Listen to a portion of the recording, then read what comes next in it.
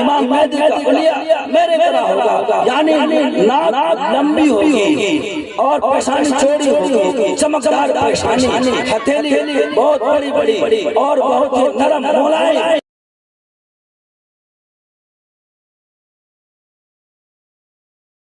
سامنے آپ کے گاؤں کے آپ کے علاقے کے نمائندگی کرنے والے دو شعراء نعتیہ کلام پیش کر رہے تھے۔ اب میں تقریر کی طرف رجوع کرتا ہوں اور ہماری محفل میں دو مقررین حضرات تشریف رکھتے ہیں، ان میں سے ایک ہیں استاذ العلماء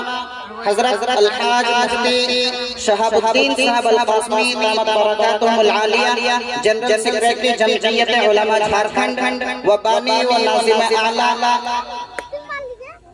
معہد القرآن الکریم مدنی مسجد نوادہ ہزاریباغ۔ میں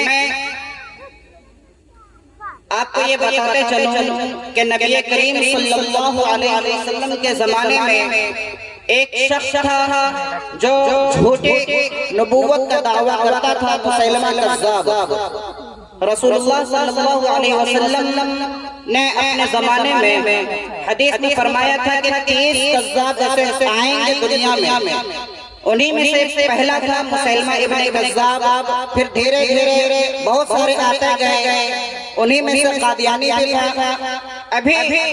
ایک فتنہ اٹھا ہے، فتنہ شکیلیت، جو دربھنگہ کا ایک شخص جس کو مرکز نظام الدین سے بھگا دیا گیا، تو وہ شخص خود کو مہدی اور عیسیٰ کا دعویٰ کر کے خود کو بتانے لگا۔ انہیں اسی فتنے کو ختم کرنے کے لیے حضرت شہاب الدین صاحب القاسمی دامت برکاتہم العالیہ کے حکم میں حضرت مفتی Wasim Shahid Qasmi principal Qamar public school لیدرٹان چانچی دھنباد و سابق استاذ حدیث ادارہ دعوت الحق اجمیر شریف، وہ ہر مسجد میں گشت کر رہے ہیں، انشاءاللہ کبھی یہاں پہ بھی تشریف لائیں گے اور جمعے میں انشاءاللہ فتنہ شکیلیت سے آگاہ کریں گے۔ میں چاہتا ہوں کہ قرآن کریم کی فضیلت، مکاتب کی عظمت اور فتنہ شکیلیت سے آگاہ کرنے کے لیے حضرت مفتی شہاب الدین صاحب، حضرت مفتی وسیم شاہد صاحب قاسمی دامت برکاتہم العالیہ کو دعوت دوں۔ میں انہیں اس شعر کے ساتھ دعوت دیتا ہوں کہ بھرے ہیں تجھ میں لاکھوں ہنر، بھرے ہیں تجھ میں لاکھوں ہنر اے مجمع خوبی، بھرے ہیں تجھ میں لاکھوں ہنر اے مجمع خوبی، ملاقاتی تیرا گویا بھری بھری فل سے ملتا ہے، ملاقاتی تیرا گویا بھری بھری فل سے ملتا ہے۔ ایک بہت بڑے عالم گزرے ہیں حضرت مولانا انور شاہ کشمیری رحمت اللہ علیہ، وہ جتنے بھی دارالعلوم دیوبند سے فارغ ہوتے ہیں سب کے استاذوں کے استاذ ہیں، جتنے بھی حدیث آپ دیکھتے ہیں اکثر حدیث ان سے زبانی یاد، بہت بڑے عالم تھے۔ ہمارے استاذ ان کا واقعہ سنایا کرتے تھے کہ ان کا کوئی بھی استاذ جب ان کے سامنے ہوتا تو وہ کرسیوں میں نہیں بیٹھتے تھے اور اپنے استاذ محترم سے اس طرح ملتے تھے کہ زمین میں گر جائیں گے۔ آج میرے بھی استاذ محترم حضرت مفتی شہاب الدین صاحب دامت برکاتہم العالیہ کی موجودگی ہے، میں بھی نہیں چاہتا تھا کرسی میں بیٹھوں، تو اسی لیے میں حضرت سے اجازت چاہی اور بیٹھنے کا موقع ملا، تو میں کرسی ادھر ادھر نہیں کر سکتا ہوں، برائے مہربانی، چونکہ میرے استاذ محترم میرے سامنے ہیں، نہیں رہتا پھر کوئی بات نہیں تھی۔ الحمدللہ نحمدہ ونستعینہ ونستغفرہ ونؤمن بہ ونتوکل علیہ ونعوذ باللہ من شرور انفسنا ومن سیئات اعمالنا، من يهده الله فلا مضل له ومن يضلل فلا هادي له، ونشهد أن لا إله إلا الله وحده لا شريك له، ونشهد أن سيدنا وسيدنا وسندنا ونبينا ومولانا محمد صلى الله عليه وسلم. أما بعد فأعوذ بالله من الشيطان الرجيم. بسم الله الرحمن الرحيم. اقرأ باسم ربك الذي خلق. صدق الله العظيم. وقال النبي صلى الله عليه وسلم أنا خاتم النبيين لا نبي بعدي. وفي موضع آخر لا يؤمن أحدكم حتى أحب إليه من والده وولده والناس أجمعين. رواه الترمذي أو كما قال عليه الصلاة والسلام. وصدق رسوله النبي الكريم.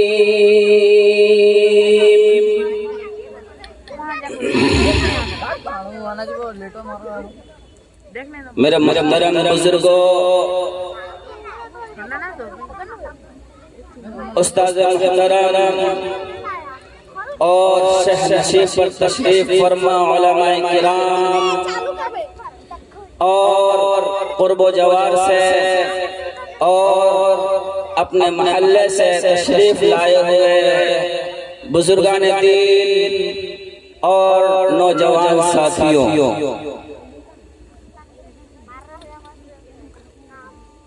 آج مجھے حکم ہوا ہے قرآن کی اہمیت اور ختم نبوت دو موضوع پر بات کرنے کا. سب سے پہلے میں قرآن کریم کی اہمیت، دین تعلیم اور اس کے بعد ختم نبوت پر بات کروں گا. اور کل وقت جو مجھے ملا ہے وہ 20 سے 25 منٹ ہے، اس لیے آپ تمام حضرات دل جمعی سے سکون کے ساتھ میری بات سنیں.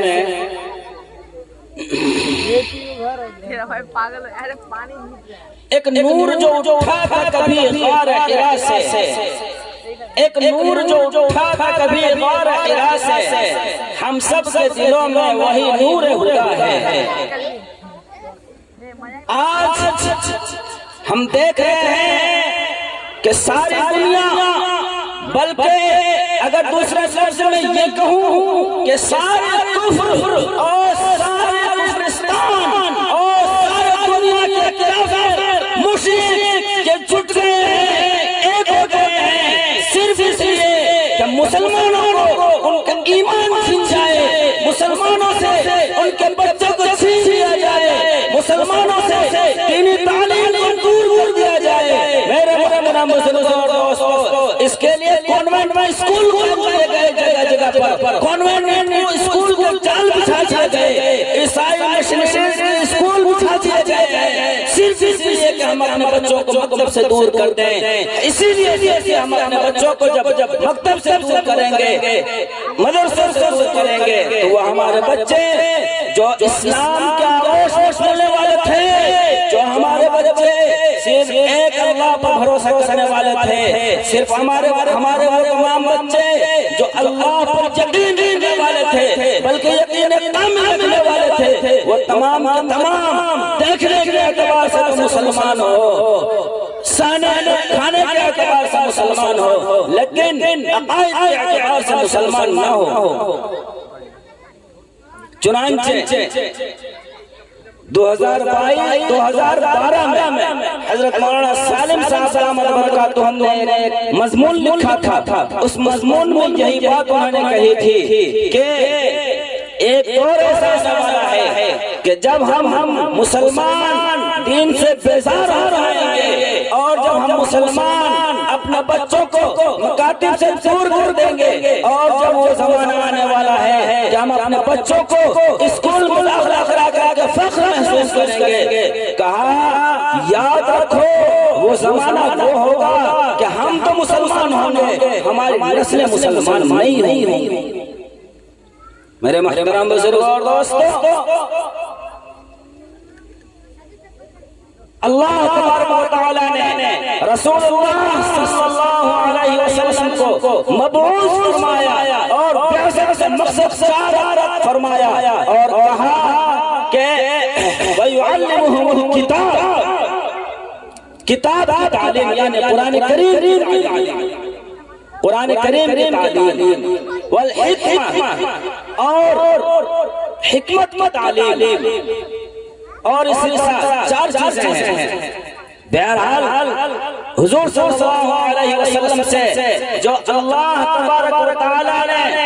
بنیادی طور پر مطالبہ کیا ہے وہ یہی ہے کہ قرآن کریم کی تعلیم گھر گھر پہنچ جائے، قرآن کریم کی تعلیم ہر مسلمان کے دل و دل پہنچ جائے، قرآن کریم کی تعلیم ہر انسان تک پہنچ جائے۔ اسی لیے رسول اللہ صلی اللہ علیہ وسلم نے ایک موقع سے کہا تھا کہ جتنے لوگ ہمارے سامنے ہیں وہ اس بات کو یاد رکھیں، اور ہماری اگر ایک بات ان تک پہنچی ہو تو آنے والی نسلوں کو بتا دینا، آنے والی نسلوں سے میری بات کو پہنچا دینا۔ میرے محترم بزرگوں اور دوستوں،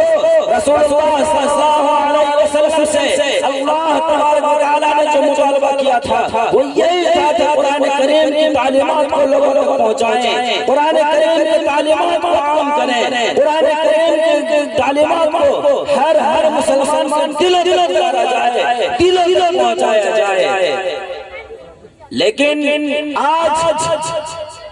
ہم کرتے کیا ہیں کہ ہم اپنے بچوں کو اسکول کی طرف بھیج رہے ہیں۔ بھائی دیکھیے، یاد رکھیں، اسکولوں میں پڑھانا حرام نہیں ہے، اسکولوں میں بھیجنا کوئی ناجائز کام نہیں ہے، لیکن اسکولوں میں بھیجنے سے پہلے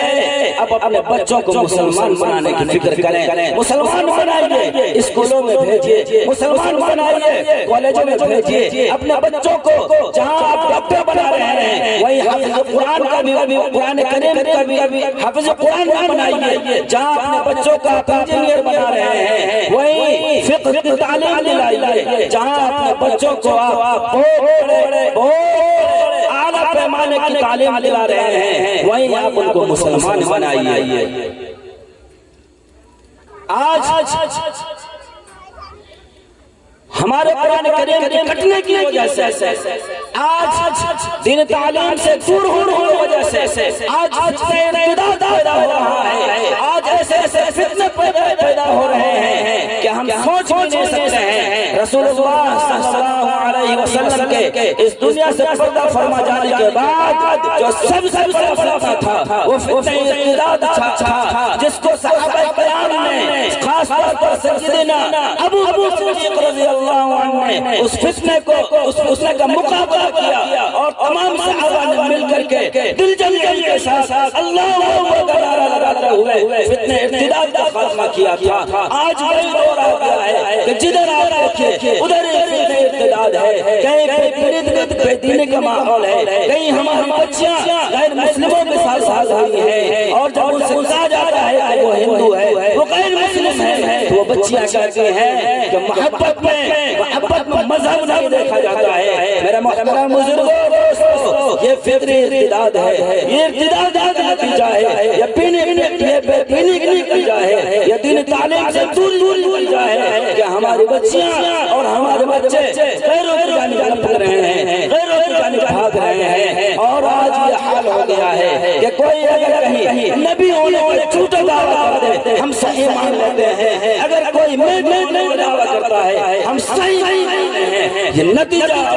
یہ سب کا خلاصہ ہے کہ ہم دین سے دور ہو رہے ہیں، دین تعلیم سے دور ہو رہے ہیں، مساجد سے دور ہو رہے ہیں، مکاتب سے بچوں کو ہم کاٹ رہے ہیں۔ نہیں، یہ ہرگز مت کیجیے، یہ ہرگز مت کیجیے۔ ہمارے بہت بڑے عالم ہیں حضرت مولانا سلمان صاحب ندوی دامت برکاتہ، وہ کہتے ہیں کہ اگر کسی کالج میں انجینئر کی تعلیم دی جا رہی ہے، اگر کسی کالج میں ڈاکٹری کی پڑھائی ہو رہی ہے، اور اگر وہاں قرآن کریم کی تعلیم نہیں دی جا رہی ہے، اور اگر وہاں دینی تعلیم نہیں سیکھا جا رہا ہے، اگر وہاں ہمارے بچے نماز پڑھنا نہیں سیکھ رہے ہیں بلکہ مسجدوں سے دور ہو رہے ہیں، اگر وہ اگر ایسے اسکول میں ایسے کالجوں میں پڑھ کر کے ہمارے بچوں کے ایمان ڈگمگا رہے ہیں، یا دلوں میں اگر ایمان کے بارے میں کوئی وسوسہ پیدا ہو رہا ہے، تو ایسے اسکولوں میں ایسے پڑھانا حرام ہے۔ اور پھر ایسے گاؤں والے جو اپنے علماء سے کہے ہیں اور اپنے بچوں کو دینی تعلیم سے دور کر رہے ہیں، اور وہ بچے اور ان بچوں کے دلوں میں جب شکوک و شبہات پیدا ہونے لگے ہیں، یاد رکھو وہ اللہ کے غضب سے دعوت دے رہا ہے، عذاب الہی کی دعوت دے رہا ہے۔ آج بہت خوشی کا موقع ہے کہ حضرت مولانا عامر صاحب جو آپ کے گاؤں کے امام ہیں، آپ کے سروں کے تاج ہیں، آپ کے آنکھوں کے نور ہیں، انہوں نے یہ پروگرام رچایا، یہ پروگرام رچایا اور آپ جیسے بزرگان دین کو مدعو کیا، اور آپ یہاں تشریف لائے اور آپ کے دیدار سے ہم سب سرفراز ہو رہے ہیں، ورنہ نہ جانے آپ کے یہاں نہ آنے کے باعث کیونکہ اللہ کے نبی صلی اللہ علیہ وسلم نے فرمایا کہ علماء اپنے نبی کے وارث ہیں، اور اللہ کے نبی کے وارث نے آپ کو دعوت دیا، اگر آپ نہیں آتے ہو سکتا ہے کہ اللہ عذاب نازل کر دیتا، لیکن آپ کے یہاں آنے کی وجہ سے حدیث پاک میں آتا ہے جس جگہ جس بستے میں جس گاؤں میں اللہ اور اللہ کا رسول ہوتی ہے، اللہ تبارک و تعالی وہاں سے آنے والے عذاب ہٹا دیتے ہیں، آنے والی بیماریوں ہٹا دیتے ہیں، آنے والے نوسوں دیتے ہیں۔ اللہ تبارک و تعالی کی جانب سے یہ پروگرام ہو رہا ہے، اور ماشاءاللہ بہت کامیاب پروگرام ہو رہا ہے۔ یہ پروگرام اس لحاظ سے بہت کامیاب ہے کہ آپ جیسے بزرگ شخصیات یہاں موجود ہیں، آپ جیسے نوجوان ہمارے ساتھ یہاں موجود ہیں، اور سب سے بڑی بات ہے کہ ہمارے استاد اعظم حامل قرآن، داعی مفکر مبلغ حضرت مفتی شہاب الدین صاحب دامت برکاتہ تشریف لائے ہیں، اس لیے میں بہت زیادہ وقت آپ کے سامنے نہیں لینا چاہتا ہوں، اور بہت مختصر میں اپنی بات ختم کر کے بیٹھنا چاہتا ہوں، اور چونکہ مفتی صاحب کو سننا ہے اس لیے اور آپ سے ہم لینا چاہتے ہیں۔ میرے محترم بزرگوں اور دوستوں، آج سوشل میڈیا کا دور ہے، آج واٹس ایپ، فیس بک، ٹویٹر اور نہ جانے کیسی چیزوں کا دور ہے۔ آج فتنے بہت ہیں، ان فتنوں میں سے دو فتنہ بہت تیزی کے ساتھ ہمارے اس علاقے میں گردش کر رہا ہے، اور پورے ہندوستان میں ہے یہ، اور خاص ہمارے اس علاقے میں ایک فتنہ ہے گوہر شاہی کا فتنہ، گوہر شاہی کا فتنہ۔ لیدہ ٹاڑ ایک گاؤں ہے، آپ جانتے ہوں گے، وہاں سے مجھے خبر ملی ہے کہ گاؤں میں عورتیں اپنے گھروں میں ایک فوٹو چپکا رہی ہیں، اپنے گھروں میں فوٹو چپکا رہی ہے، اور یہ کہہ کر کے چپکا رہی ہے کہ یہ امام مہدی ہیں، ان کے فوٹو چپکانے کی وجہ سے گھروں میں برکت کر گئی۔ ایک صاحب نے مجھے فون کیا کہ مفتی صاحب ایک مسئلہ پوچھنا ہے، میں نے کہا بتائیے، وہ لڑکا تھا، میں نے کہا بتائیے، تو کہا کہ میرے گھر ایک فوٹو میری ماں چپکانے چاہ رہی ہے، کیا فوٹو چپکانا جائز ہے؟ میں نے کہا بھائی یہ گھر کا فوٹو نہیں ہوگا، گھر کا فوٹو ہوگا تو آپ اسلامی یہ ضرور کوئی خاص بات ہے، وہ فوٹو مجھے بھیجیے، میں دیکھنا چاہتا ہوں وہ فوٹو۔ جب وہ فوٹو بھیجا دیکھا گوہر شاہی کا فتنہ ہے، گوہر شاہی کا فتنہ۔ گوہر شاہی کیا ہے؟ ایک آدمی ہے پاکستان پڑوس ملک کا رہنے والا ہے، ایک آدمی ہے پڑوس ملک کا رہنے والا ہے، اس کا نام ہے ریاض احمد گوہر شاہی، ریاض احمد گوہر شاہی۔ وہ کہتا ہے کہ میں امام مہدی ہوں، اور فرانس میں حضرت عیسیٰ علیہ السلام سے میری ملاقات ہوئی ہے، بتائیے کیا عیسیٰ علیہ السلام آ گئے؟ کیا عیسیٰ علیہ السلام کا آنے کا جو زمانہ رسول اللہ صلی اللہ علیہ وسلم نے بتایا ہے، رسول اللہ صلی اللہ علیہ وسلم نے فرمایا کہ حضرت عیسیٰ علیہ السلام آئیں گے، وہ دور کیسا ہوگا، وہ ماحول کیسا ہوگا؟ فرمایا بس ایک دو منٹ میں اپنی بات ختم کر رہا ہوں۔ آپ صلی اللہ علیہ وسلم نے فرمایا قریشیاں عام ہو جائیں گی، ہر جگہ ظلم زیادہ عام ہو جائے گی، مسلمان ملک کاٹے جائیں گے، یہاں تک کہ خانہ کعبہ میں بھی لڑائیاں قریشیاں ہو رہی ہوں گی۔ اس وقت حضرت عیسیٰ علیہ السلام دمشق کی جامع مسجد، دمشق جان رہے ہیں، فلسطین کے دارالسلطنت، ہندوستان کے دارالسلطنت دلی، فلسطین کے دارالسلطنت دمشق کی جامع مسجد میں عیسیٰ علیہ السلام دو فرشتوں کے ذریعے ان کے سر سے پانی ٹپکتا ہوا آئیں گے، ایک چادر اوڑھے ہوں گے اور مینارے پر آئیں گے اور دمشق میں اتریں گے۔ یہ خبیث کہتا ہے کہ عیسیٰ علیہ السلام سے میری ملاقات قرآن سے ہوئی ہے۔ اور امام مہدی کون ہے؟ رسول اللہ صلی اللہ علیہ وسلم نے فرمایا اسمہ یواطی اسمی کہ اسمہ یواطی اسمی، کہ رسول اللہ صلی اللہ علیہ وسلم نے فرمایا کہ بعینہ واطا یواطی مواطا، اس کا معنی ہوتا بعینہ، فرمایا بعینہ امام مہدی کا وہی نام ہے جو میرا نام ہے، اور فرمایا اسم ابی، اسم ابی، فرمایا کہ اس کے والد کا نام بعینہ میرے والد کا نام کتنا ہوگا؟ بتائیے رسول اللہ صلی اللہ علیہ وسلم کا نام کیا ہے؟ محمد، اور آپ کے والد کا نام کیا ہے؟ عبداللہ۔ گویا کہ رسول اللہ صلی اللہ علیہ وسلم نے جس شخصیت کے بارے میں، جس امام مہدی کے بارے میں فرمایا ان کا نام محمد بن عبداللہ ہوگا۔ رسول اللہ صلی اللہ علیہ وسلم نے فرمایا کہ میں ولدی فاطمہ، کہ وہ فاطمہ الزہرا کے اولاد سے ہوں گے، اور آگے فرمایا حضرت فاطمہ کی تین بیٹے حسن، حسین، محسن، رسول اللہ صلی اللہ علیہ وسلم نے فرمایا حضرت حسن رضی اللہ کے خاندان سے ہوں گے، والد کی جانب سے حسنی ہوں گے، اور والدہ یعنی ماں کی جانب سے حسینی ہوں گے۔ فرمایا کہ رسول اللہ صلی اللہ علیہ وسلم نے فرمایا جب وہ قریشی عام ہو جائے گی، اس زمانے میں مدینہ تک عرب کا بادشاہ کا انتقال ہو چکا ہوگا، اب وہاں اس بات پر لڑائی ہو رہی ہوگی کہ کون ایسا آدمی ہوگا جس کو ہم بادشاہ بنائیں گے۔ ظاہر سی بات ہے ایسا دور میں جب کہ ساری دنیا ظلم و جبر پر جکڑی ہوئی ہوگی، جب ساری دنیا میں قریشی عام ہو رہی ہوگی، ایسے دور پر کسی مددگار کی ضرورت ہوگی، کسی ایسے لیڈر اور کسی ایسے حاکم کی ضرورت ہوگی جو ان تمام چیزوں کو ملیہ میٹ کر دے، جو ان تمام چیزوں کو ختم کر دے۔ رسول اللہ صلی اللہ علیہ وسلم نے فرمایا اس وقت مدینے سے نکل کر کے حج کرنے کے لیے محمد بن عبداللہ یعنی امام مہدی مکہ جائیں گے، اور اسود اور مقام ابراہیم کے درمیان میں ہوں گے۔ اس وقت ملک شام کے ابدال اور عراق کے مجاہدین دیکھ کر پہچان جائیں گے، اور مقام ابراہیم کے سامنے ان کے ہاتھ بیعت کی جائے گی، وہ کہیں گے میں امام مہدی نہیں ہوں، بھاگیں گے ان سے، اس کے باوجود پہچان لیں گے جو رسول اللہ صلی اللہ علیہ وسلم نے حضرت امام مہدی کا پورا بیان کر دیا ہے۔ فرمایا رسول اللہ صلی اللہ علیہ وسلم نے حضرت علی رضی اللہ عنہ فرماتے ہیں کہ